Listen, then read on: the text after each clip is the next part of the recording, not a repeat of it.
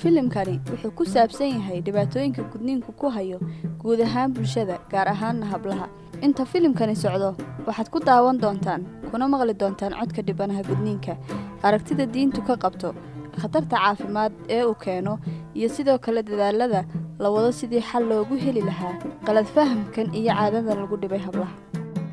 dhibta gudniinku waa soo jireen naafaysay in badan oo kamid ah hablaha iyo hooyooyinka. gudniinku waxa weeyaan dhib jirta oo taabatay saameysay hablaha caafimaadkooda, maskaxani jiraan baad bay u saameysay. waa dhibaato aad iyo aad u ballaaran oo saameysay bulshada 99.9% oo gaarsiisay dhibaato. waana dhibaato soo jiday muddo aan imika yarayn ilaa ay qarniyay soo jiday. tirada ugu badan ee haweenku waa kuwa dhibano u ah caadadan aan qiilka loo haynin diiniyan iyo dadnimo midna. waxa weeyaan anigoo yar baa gudniinka fircooniga la igu sameeyay, bacdeen naafaan ahayo lugyo ayaan ka dhutiyaa, kadibna saan u dhutiyeen u xidhxidhnaa ayuu albaab ila cararay anoo laga yar dabcii seetadii. bacdeena halkii baan maxadina qodbihii markay furteen baa haddana isla galabtiiba hooyaday shaqay ku maqnayd markay ka timid ay igu celis oo halkii la iga celiyay. caqabadu halkaas iga asiibtay. haweenka sameeya gudista hablaha ayaan intooda badan aqoon caafimaad lahayn, waxaanay tani marar badan keentaa inay halbowlo jaraan haweenka ama badankoodu dhiigbaxo dhintaan. bismillaahirrahmaanirrahiim. sidaasaan u dhigaa markaan maxay ahaydey aan inanta soo fadhiisisanayeen hawsha gelayo haddii ilaahay yidhaah. bisin waxaa lagu bilaabin baraka ma leh, bisinkan ku bilaaba matalan sidaasoo kalean maro yaroo aan dhiigga kaga xajiyo aan u dhigaa, aan ilmaha dhiigga kaga qabto. intaasoo kale uma baahni, intaasaan u baahnaho salkeyga yar un inanta aan u dhiganaya haddii ilaahay yidhaah. halkaasay ii fadhiisanaysaa inantu oo salkeyga inantuna way soo qabanaysaa, tuna lugtay qabanaysaa, tana lugta haddii ilaahay yidhaah. tan waa suuxintii shiliishkeegii, deedna tan waa golobsadii, tan waa dawadii aan ku shubayey ee dhiigga ii joojinaysay. waa 3 midab, waa xodaygii, waa ambidii, wax sonkor si uu dhiiggii iyo waxaas iskugu dhego oo nabarka ku qabsado. bismillaahirrahmaanirrahiim. saasaan odhanayaa, deedna kanaan samaysanayaa.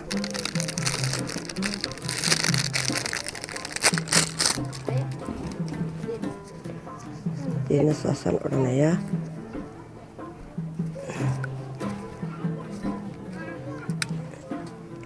saasaan odhanayaa. bismillaahirrahmaanirrahiim. saasaan odhanayaa. laba hiish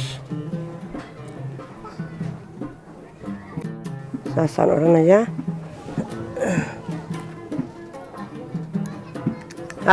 na ii soo qabtay inanta iska fadhiisiya, salka dhulka u saara, saani iigu soo saara. aadu lugtaa iga xaji midig, adna halka aadna madaxa iyo intaa gamcaha sidaa iigu hay. deedna saasaanu bilaabanaya haddii ilaahay yidhaah. intii yaradee gidirkii iyo labadii dhinac ayaan ka suuxinayaa, ayaan deedna bismillaahirrahmaanirrahiim oon dhilayaa. gidirkii sankii ayaan sidaa usoo dhalaya, hareerihii dhilaya, hareerihii dhigaya. deedna makiimadda markaan hilibkii madoobaayay in isku dhegaan doonayay aan dhameeyo aan ka waxeeyaan deedna dhigaya makiimaddii. deedna haddii ay igu yeelato sidii dhiigga oo kale ama dhiigbaxyo wax igu samayso, cadarkaalooniga furcadaha ah kaasaan in yar ku dhibqinayaa. waxaan xidid ahayn, hadduu xidid kaaga dhacun baad dhib keenaysaa. xididkana badanka ilaahay baa naga ilaaliya, waan ka ilaalinaa. oo gidirkan yar uu halbowle badan yaho waanu ka ilaalinaa. dusha yareen naqanu bansa intan ciddada ugu soo qabto aanu ka dhilnaa. labadan waan ku hawlgalay. berigii hore intaanu maydhanno aanu iska xaraysan jirnay oon biyo yar ku shubo ay farxalo tan maydhan. deedna hurgufoon hagaajsoon ingejisto ayaabaan ku ceshan jiray berigii hore. laakiin iminka badanka waanu wacdigelintii baana gaadhay cudurrada oo waanu maxay iska maydhnaa. laakiin berigii hore waan ayaa wada laacayba bahalkayga berigii hore maxay hayday waan iskugu samayn jirnay waan u meeran jirnay shiliishkan ma isticmaalaya irbadeeda sakiintana ma isticmaalaya labada golofna ma isticmaalaya haddii ilaahay yidhaah qaybaha ay inta badan sameeyaan haweenka xirfadda ka dhigtay gudniinku waa kuwa halis badan oo keena dhibaatooyin caafimaad oo muddo dheer jiitanta sida ay sheegeen khubarada caafimaadku gudniinka marka la qaybinayo qaybta labaad iyo ta saddexaad iyo ta afraad oo micnaheedu u dhigantay waxa weeyaan marka hore si fahnaa habboon qaybta koowaad waa tan sunnaha lagu sheego oo ah in maxaa baarada kintirka la jaro iyo in qaybta labaad oo ah in la jaro muxuu ahaa la afeeyo muxuu xubinta taranka ee kintirka la yiraahdo qaybta saddexaad oo ah in kintirkii la gooyo deetan dibnaha yar la raaciyo iyo qaybta afraad oo ah in dibnihii yaraa kintirkii la gooyo dibnihii yaraa la jaro dibnihii yaraa la raaciyo deetan la isku tolo intaas weeye qaybaha ugu badan marka inaga inta badan ee la kulana dadka Soomaaliyeed waxa weeyaan in yar sunna samaysan mooyeen inta badan waxa sameeyay qaybta labaad iyo ta saddexaad bay sameeyaan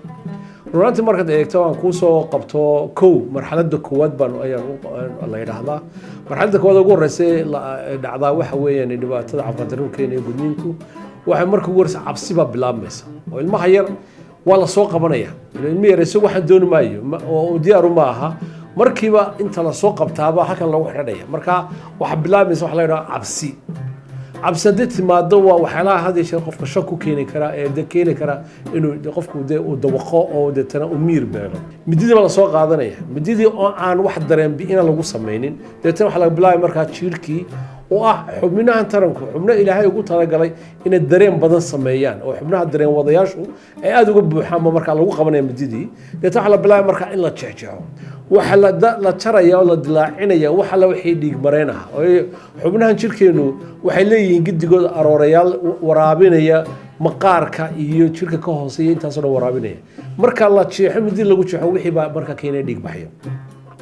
run ahaantii dahal booleel baa ku jira oo u baahan laftigeeda marka in la qabto qofkan marka sameeyay inta badan ma hadad yaqaana farsamadan oo dhan garanaya deetan waxa ku xiga marka maxay xanuunka waxa ku xiga marka dhiig bax bay imanaya oo marka waa in qofkii yaraa uu dhiig baxa oo marka qaar ay ku xidhan hadba hal boolaha la taabtay inta la taabto haweenka sameeyay gudniinka ee ay xirfadda u tahay ayaa iyaga laf ahaantoodu dareensan dhibaatadan iyo halista caafimaad ee ka dhashay ficilada ay hablaha ku sameeyaan marka dad bilaadanka bulshada wallahi dhibayodan bay u joogto waxa jirta habla badan oo dhiig bax nagu keena oo Ilaahay uu na asturo oo wali wax igu dhintay ma jire Ilaahay uu noo joojiyo marka dambe firfirleyno wax ku qaba kan mar baan hadan doona shaax laftiisa ku qabano suu joogsado Ilaahay badanka uu igu asturo subhanahu wa ta'ala taa marka laga soo waado laga yimaado waxa imanaysa marka in marka cabsi timaado cabsina waa cabsidii markii hore baqashada ahayd ta kale waa mid dabo oo meeshii markii xanuun yimaado eel totalaan hadhow waxa dhacaysa ilmihi yara inaanu kaadidiiba kaajin oo isku celiyo inta marka laga yimaado waxa soo raaca waxa weeyaan inta badan waxa lagu safeynaya ama waxa lagu sameeyaa qalab lagu isticmaalo maaha qalab nadiif ah waa qalab xun oo aan nadaafadiisii wixii soo aan lahayn deetan waxa yimaada waxa cudurrada loo yaqaan ee lagu kala qaado dhiigga lagu kala qaado waxa kamid ah infectionkii caadiga waxa kamid ah waxa cudurrada dhiigga la socdo dhan oo ay kamid tahay hepatitis B-ga kan la yiraahdo ama cagaarshowga waxaan naqaano ama jaundice-ka waxaan naqaano ayaa laga qaaday waxa la iman karta syphilis ba iman karta hadii ay kuwa kala qabeen waxa iman karta imikada cudurrada xun ee sida HIV/AIDS ko kale oo waxa laga yaabaa ilmaha yar la guday waa ogtay dhaqan bay leen dhaqanka barxad la qabtaa waxa weeye in 10 hablood ama 20 hablood mar qura xaafadda inta degan islaan loogu wada yeero islaantii wada isticmaalayso mididii sakiintii wuxuuna wada isticmaalayso deetana waxa la wixii cudurrada dhiigga ka dhalanaya oo dhan ay markaa ay isqaadsiiyeen oo markaa ku yimaado halka taa markaa ka timaado ka soo waadin cudurrada dhiigga raacay yimaado deetana caabuq bay imanay hadhowto waxay imanaysaa haddana inantii balta ka soo qaad marxaladii labaad ahayd inay inantii Ilaahayba guri siiyo oo ay guri yeelato haddana dariiqii bay maraysaa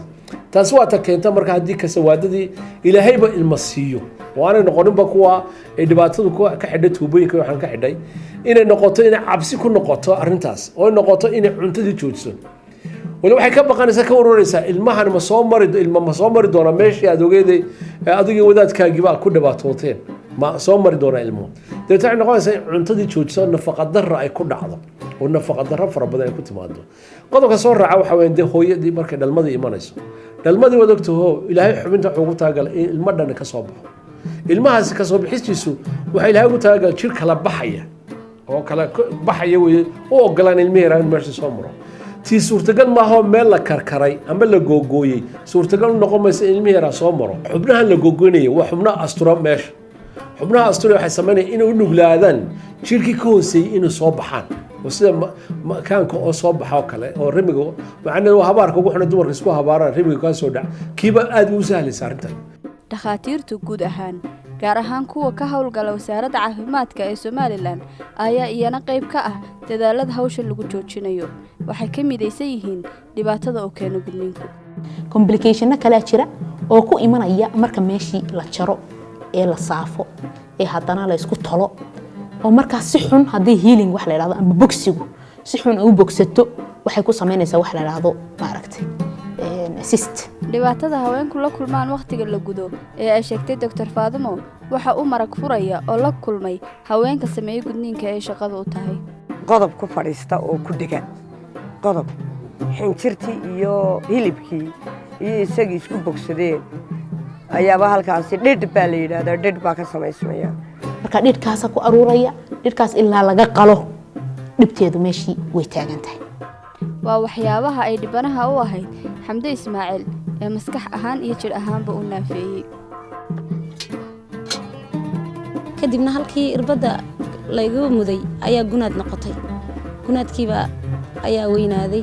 guurkaygii kadib inta aan dhalayay oo dhan xanuun badan ayay igu haysay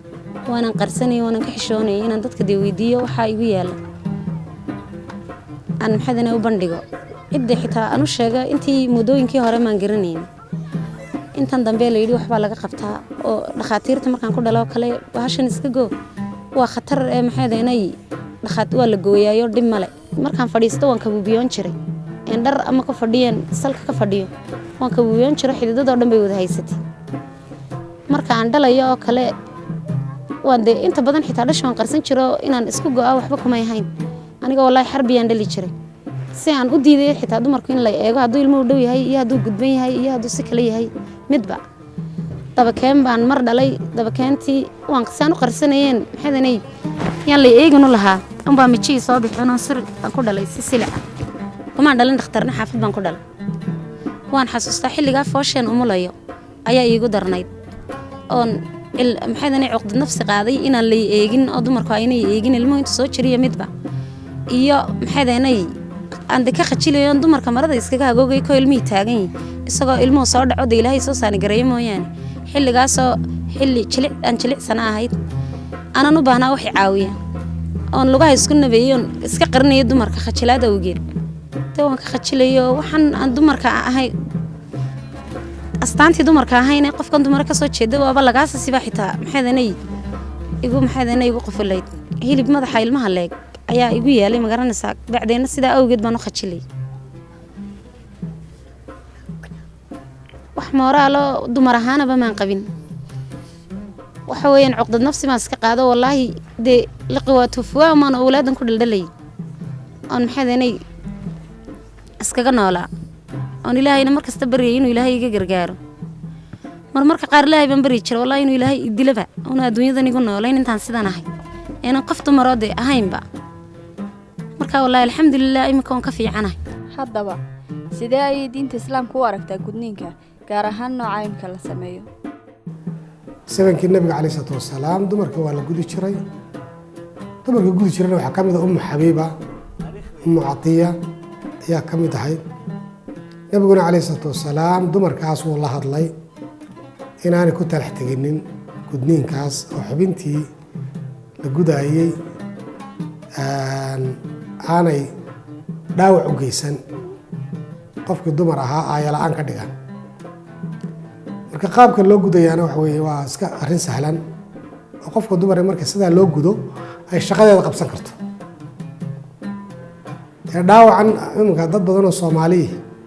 ay inanta u geystaan gudniinkii sharciadu sheegtay ma aha sida gudniinka fircauniga ah ama gudniino kale oo aan magaca la siin fircawniga laakiin kaba duwan qaarkood sunni bay ku sheegayeen laakiin sunni ma aha waxaa jiray dadaallo socda oo lagu doonaya in arrinta wax lagaga qabto taas oo ay hormood ka yihiin hay-ado ay hogaaminayso dalladda nafis waddankeena Somaliland muddo dheer ayaa laga hadlayay arrintan in wax laga qabto dalladda nafis networkna waxay u taagan tahay inay abaabusho arrinkaas oo ka gaadho midho dhammaystiran oo lagu joojiyo dhibaatada uu geysto gudniinka gabdhuhu marka waxaan ka wada shaqeynaa qaybaha kala duwan ee ummadda Somaliland sida wasaaradaha dawladda hay'adaha madaxa bannaan waxaan la shaqeynaa runtii wasaaradda shaqada iyo arrimaha bulshada oo shaqo weyn qabata aynu ka wada shaqeynaa in xeer iyo siyaasad lagu xakameeyo gudniinka gabdhaha la helo waxaa kalan ka shaqeynaa wasaaradda caafimaadka wasaaradda diinta iyo awqaafta wasaarada ay ka mid tahay wasaaradda shaqada iyo arrimaha bulshada ayaa qayb ka ah geedi socodka dadaaladan markii runtii wasaaradda shaqada iyo nafiso mar walba arrimaha nagala howlgasha aan daraasad ballaaran ama loo kuurgalay dhibaatadu intay leeg tahay jirtaa ee haweenka ee la ogaaday inay runtii wax sii siyaadayso unay tahay oo ma garanaysaa baadhis weyna lagu sameeyey waxa ka soo noqday la helay ayaa waxaa la tijaabiyey oo aanu ka howlgallay inaanu golaha wasiirada ee xukuumadda la hordhigo dhibaatooyinka faraha badan ee afeeyey haweenka ee halka ay marayaan maanta aynu ognahay inay heer sare tahay si ay golaha wasiiraduna uga doodaan oo siyaasad cad laga yeesho haddaan anagu wasaaradda caafimaad nahay mas-uuliyaddeedu annaga mas-uuliyad aad u weyn weeyaan la'anno dhinac kasta annagu waanu ka daaweyn karnaa waxaanu ka daaweyn karnaa dhinacii caafimaad oo bulshadii wacyigelin badan baa loo sameeyey heer qaranba oo 6 gobol ee Somaliland waxaa jirta ee kale ururo loo kala oo ka mid tahay qolada nafis la yiraahdo oo haddana wax weyn ka qabta haday tahay xagga mujtamaca iyo ma aragtay bulshada in wixii la fahansiiyo iyo dhibaatooyinku leeyahay caqabadaha ugu waaweyn waxa ka mid ah anoo raali gelinaya aragayga oo iyo haweenkayga waa ninka qoyska amba aabaha noqdo amba zawjka ha noqdo ma garatay amba walaalka ha noqdo raggeeniba aad moodaa inay khalad ka aaminsan yihiin kana fahansan yihiin gudniinka oo u arkayaan gabadhii waxay ku badbaadinayaan hadii gudaan ficilada gudniinku ka mid ka yahay ee lagu sameeyo hablaha ay dhalinyaradu u arkaan sidan midna waxaan u arkaa caado awgeysani oo aan waqtigan u habboonayn tusaale ahaan dhinaca caafimaadka loo eego dhinaca nafsiga loo eego waa dhibaato waxaan odhan lahaa arrintaa waa in dib loogu noqdaa oo khatartiisa iyo garanaysa dhibaatada mustaqbalka uu leeyahay laga fikiro marka la eego xuluusha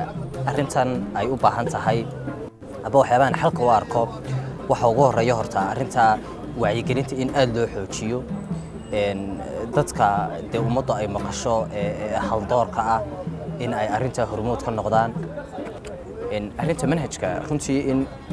manhajyada lagu daro waxbarashada oo saan hore u sheegay dugsiyada hoose iyo dhaxaba lagu daro in oo dadka la baro dee dadka dhalinyarada soo kacaya iyo macallimiintu waayo ardaygu wuxuu waxbarashada ku soo qaato maskaxdii qofka ayaa bright ah marka waxaanu u baahannahay in arrintaasi arrin waxbarashada iyo miidiyaha iminka warbaahinta iminka dee waddanka warbaahintu aad bay active u tahay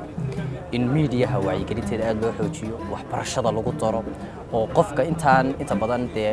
ficilkan lagu sameeyo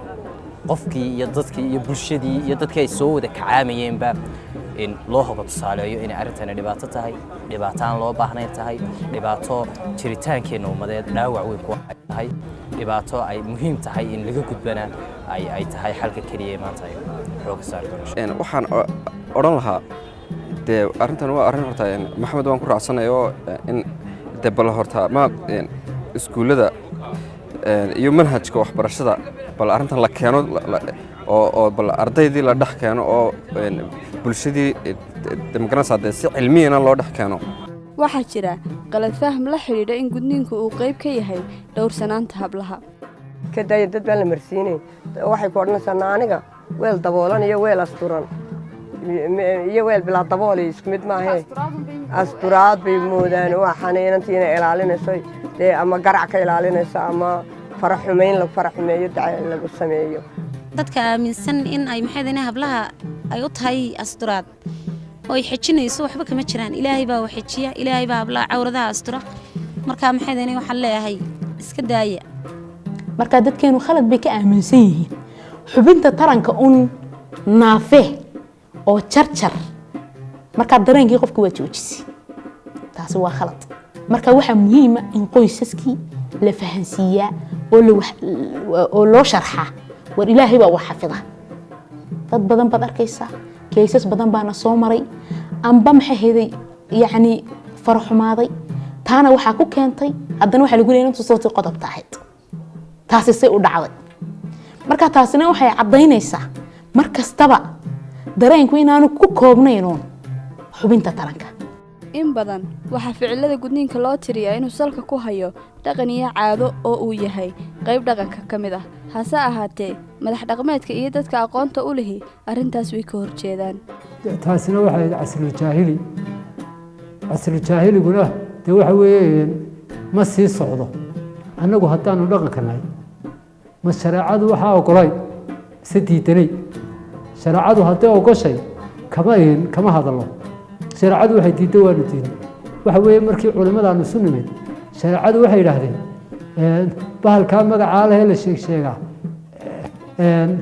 shareecada kuma bannaana inkastoo dumarka sameeyey gudniinku ay shaqo ka dhigtaan haddana waxay qaarkood ay diyaar u yihiin inay iska daayaan hadday helaan shaqooyin iyo xirfado kale oo ay kala soo baxaan nolol maalmeedkooda aniga ishan iminka waxaan is idhahdaa naxdintoodii dhowaan baa albamuu layga siiyey caadi bay ahayd marka dhowaan baa bab layga siiye waxaan sini mala hablii aad ka oohinaysay awgeed marka sidaa loo soo qabanayo matalan suuxidii anigoo ku jiraba qodobkii bay ka baxaysaa ma olol dambaa keenaysa markay ka baxdo qodobadii anigoo qodobkii u dambeeyey wadabay ka baxaysaa oo damqaashadii dareemaysa waxaan doonayaana inaan iska dayo haddii ilaahay wax dhaama subxaana watacaala isiyan ku hawlgalon ku shaqaysto xaqal daruuri bay noo yihiin waanu ku ciish tagnaa dumarka shaqeeya dee ilan meheradaadii un daal lama odhan karaye dee waxay ku daayaan ay ku hawjoojiyaan insha alla bidulaahi kariin haddina la awoodo ama shaqada la geliyo ilan tuwaalka masaxaaduna waa dane culimada diintu waxay dirayaan fariintan gudniinka shareecada khilaafsan dhammaan noocyadiisa kala duwanna inaynu meel ugu soo wada jeesanno oo aynu joojinno oo la dagaalanno oo waxa weeyaan qofkii arrinka noocaasa sameeya waxa weeyaan la soo gaadhsiiyo maamulka iyo waddanka ka jira iyo cidda ay khusaysay hay-adka garsoorka la soo gaadhsiiyo oo waxa weeyaan qofka dhaawacaa soo gaadhsiiya qofkaa dumar ah ee xubinteedii ku cayaaray waxa weeye taranta basharku ay ka imanaysay ku cayaaray in waxa weeyaan wuxuu uu mudan yahay lala tiigsado sharciga dalladda nafis iyo daneeyayaasha kale la shaqeeya ee u heelan joojinta ficiladan waxay qorsheynayaan sidan maanta waxaynu diyaar u nahay dowladda cusub inaynu kala shaqeyno in siyaasadda la meel mariyo in fadwada culimada la meel mariyo in xeer la unko lagu xakameeyo gudniinka gabdhaha please aynu joojinno gudniinka haweenka